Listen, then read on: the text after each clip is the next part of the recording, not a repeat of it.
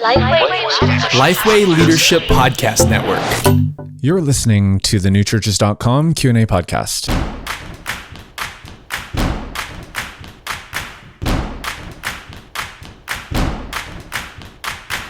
New Churches is an online hub for the mission of church multiplication.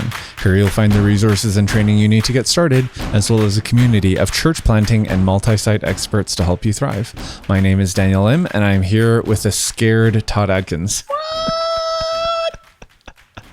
Do you want to give context around being scared? Sure. I just sent Daniel a picture of me under a blanket with a laptop, because I am in a detached garage, a room on my detached garage that is kind of like my only safe place to try to record, and it's all concrete floors and there's nothing on the walls, so I have to do this. I'm getting it built out where it will actually sound decent, but yeah, I mean, it sounds. I mean, it's a lot. We've tried to record when you've been in there, and this is a million times better. So, well, for those listening, I know many of you are on a budget, and I'm just saying that you can buy on Amazon. You can get a dozen 32-ounce moving blankets for like $60, and so that is how I will be soundproofing this. For those of you who think, really? You're talking about like the ones that come in the U-Haul trucks? Yeah. That is a poor man's soundproofing. So if you hang it about 3 to 6 inches off the wall, it allows, it'll trap the sound pretty good, and drape it a little bit. It sounds really weird, but you don't want it like right against the wall, all neat and clean. You want it off the wall a little bit and a little droopy at the top, so it'll soak things up. Traps the sound back there. It's good stuff. So we are that posh, people. Okay. We are that posh. Only the best for the New Churches podcast. No. Okay, so the reason we are actually not the reason we're talking about this. What we're supposed to be talking about are systems. We're going to be continuing our series on systems for a post-COVID church. And this is not systems in and around podcasting and all that, although that would be an interesting episode to actually do it around, hey, what kind of systems do you need to be able to scale out Ministry Grid and to do a podcast and to do filming on your phone and to do all that stuff. Right. So maybe for another episode, but today what we wanted to talk about was property strategy. All right, so let's talk about it first from a church planter's perspective, and then let's go to a multi-site church's perspective that might be more established and have a bit more finances, but they're thinking about multiplying campuses.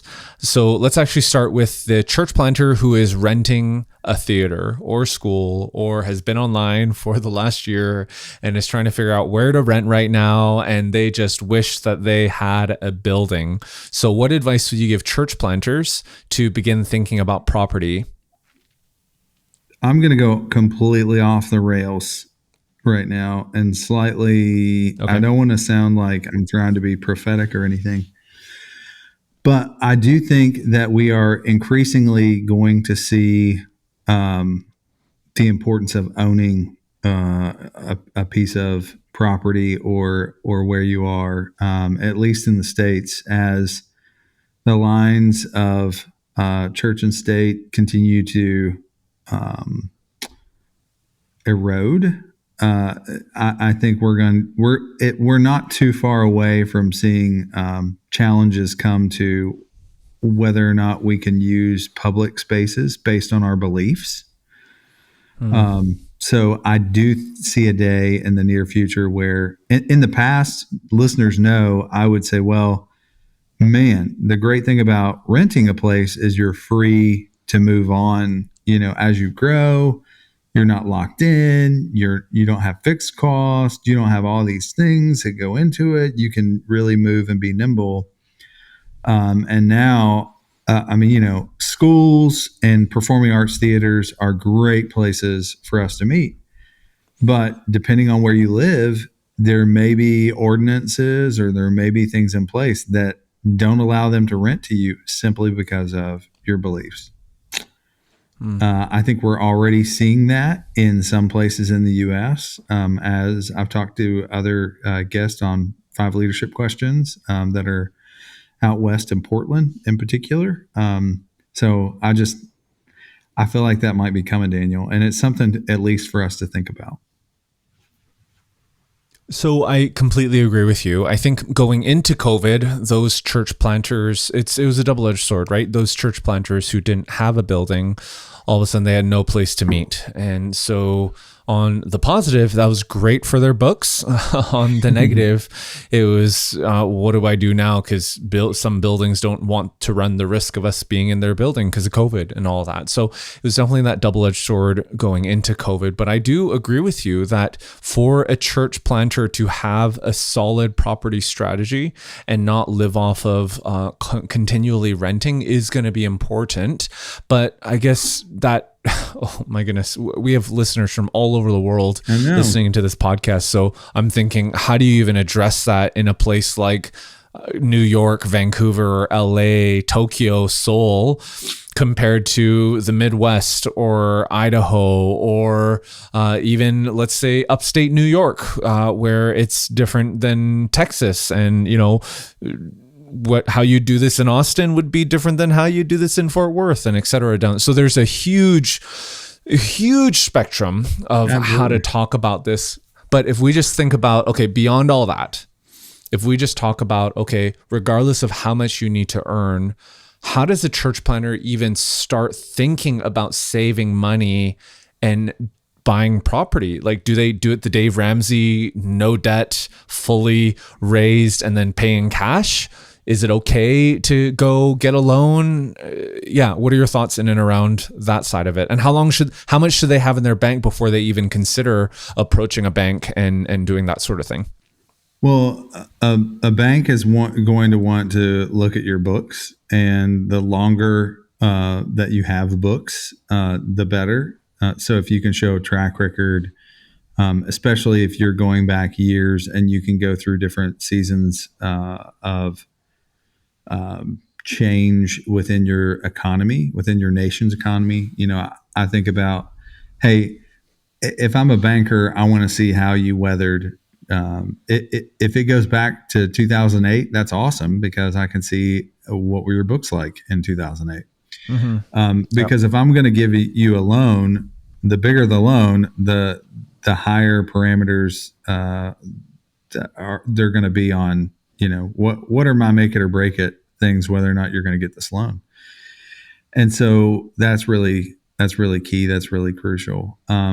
We're seeing things begin to tighten back up again, at least in the States with loans. We got pretty crazy here during COVID with lots of people seeking space, seeking a bigger house or a different house, or I can move, out into the country now because I don't have to be downtown. There's so much transition happening. And so with the nations of the world printing money, debt has become really cheap. So in some regards, there's not a better time to buy, because to service that debt is going to be pretty cheap.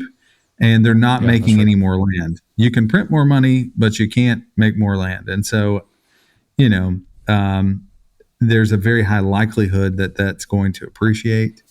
I've seen churches move during this time as well. Churches downsize from larger spaces to smaller spaces, or sell their property and take on a different property. So there's a lot happening right now. That's super helpful. Hey, let's just hear a quick word from our sponsor for today, and we will get right back into it. No matter how many people you have on staff at your church, there's only so much you can accomplish in a day, right? Your church exists to serve your community, so the mission of your church and its staff is to reach as many people as you can.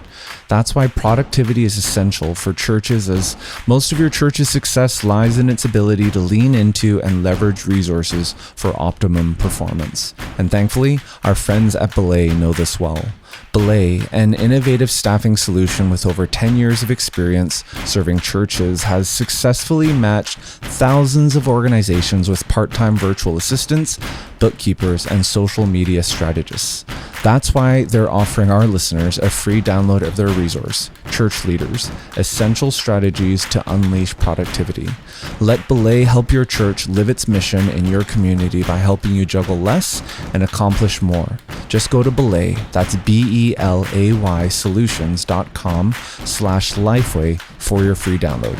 Now back to the episode. Yeah, those are all good. And before we move on to the multi-site side of things, part of it is just make sure you're saving as a church planter. And depending on what your budget is and how much money comes in, make sure that you're underspending your offerings, your tithe, on the ministry side of things, on staffing side of things. Try to run lean so that you are able to put money away toward buying a building. Now, we're not saying to, there's obviously that philosophy of, hey, how can you grow your church? And when you grow your church, do you actually add a staff member before, or do you add a staff member during or after the growth? And there's all that side, and we don't have time to get into all that. But just make sure that you're saving and you're putting money away toward one day eventually purchasing a property. Now, having said that, let's move on to the multi-site side of things. Let's say you're a multi-site church with a couple buildings, and you're like, man, how do we start 3 or 4 more campuses? And, we have debt that we need to pay off on one of the buildings. And I mean, would your recommendation be to pay all the debt off on your existing buildings before buying another building, and to actually use that whole agile methodology of start small and start renting, start small and see how that campus grows, and then eventually maybe purchase property for them? Or do you do it actually the flip way, where you're like, no, we're going to launch campus, we're going to raise $250,000 to $1 million to get that campus going in a few years, for them to be sustainable in a few years, but also to buy property for them, and et cetera, et cetera. What are your thoughts in around property strategy for a multi-site church? Again, okay, so in part it depends on how affluent the area is that you're in. I was always looking at, when it comes to multi-site, I had a basic map of where I wanted to go, and so I always had a tab on how many what assets do we have there. So how many small groups do we have there? How many leaders do we have there? Where are they serving in the church? How many staff members are there? And here's another one that's probably slightly more controversial, and that is, what's the giving like of people that live in that zip code and the surrounding zip codes? And I didn't know the individuals' names or anything like that. I was basically run a report on anybody that spends $1 or more a year, that donates $1 or more, and give me an average of what that is. So per cap giving, mm-hmm. I'm kind of gonna know, because that's planning for the number of staff. The demographics of the area are going to tell me what kind of children's ministry I'm probably going to have if we're reaching that community. So all those things kind of went into play, and in part because I want to know how fast they're going to get to break even. I want to know if it makes good financial sense to pour money into that on a purchase or long-term lease. And I'll tell you, I don't know that I ever personally did a long-term lease. Now, the church did before I got in that position, but I was not a big fan of a long-term lease or purchase, believing that over the course of time, that congregation is going to be able to do that on its own. So they might be a part mm-hmm. of our overall church, but I want them to take on the responsibility of paying for that location. So that was my personal philosophy. I think the other thing that's coming into the mix right now, Daniel, is 2 things. You've got churches that are closing or on life support just because of COVID and their inability to respond. They may have reacted, but they didn't thoughtfully respond. Reacting is emotional. Responding is more thoughtful. And because of that, they're in dire straits. You also have pastors who are getting toward retirement age. We know how many, there are many pastors that are in their 60s, some in their 70s, who are not going to want to continue to do this, moving forward. I know some of those people personally. I've had conversations with them where they're close enough to retirement and they want to lead their church through this phase and then give it away to somebody else. In some cases, they're able to raise up a person. And in a lot of cases, they're not. So they're literally either going to give it to a planter to relaunch, or they're going to give it to a church who they think will be a good steward of that from a multi-site perspective. And so you're seeing more and more conversations starting to happen again around churches, coming on board with other churches. Sorry, I'm trying to avoid saying saying a particular word, and I'm I get that. I get the sensitivity around that, and acquisition is the word I don't want to say because it sounds very business-like. Yeah. I mean, part of it with this, and we can wrap up with this note, part of it is with multi-site churches, the tension is making sure that there's sufficient ownership for that local campus and for the campus pastor over everything. Otherwise, you end up getting that sense where it's like, oh, hey, I'm like a trust fund kid and I'm getting my first car and it's a Lamborghini because my parents are so wealthy and they're, you want to get it. And I'm not saying that that's the case, but I'm saying you want to make sure that that doesn't happen.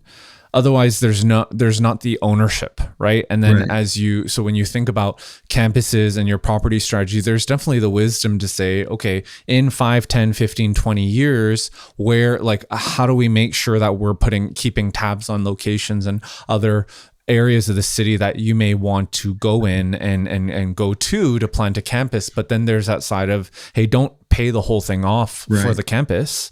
Otherwise, they're not going to have any ownership in it and they're not going to appreciate that. So, but there is that shared ownership side of it too. Right. And you're making a quadrant form in my head with the trust fund kid, the black sheep, the redheaded stepchild. Because all those are true. All those multi-site models. Yeah, it's true. It's true. When it comes to multi-site stuff. So, yeah, that's fun. All right. Well, I hope you enjoyed this episode and thank you so much for listening into this podcast. If you have other topics that you would love for us to consider, just head on over to speakpipe.com/newchurches and you can do that on your mobile device, or if you're on your computer, you can just go to newchurches.com and hit the sidebar on the right that says send a voicemail. Awesome. Well, thanks again for listening in and we'll catch you next time.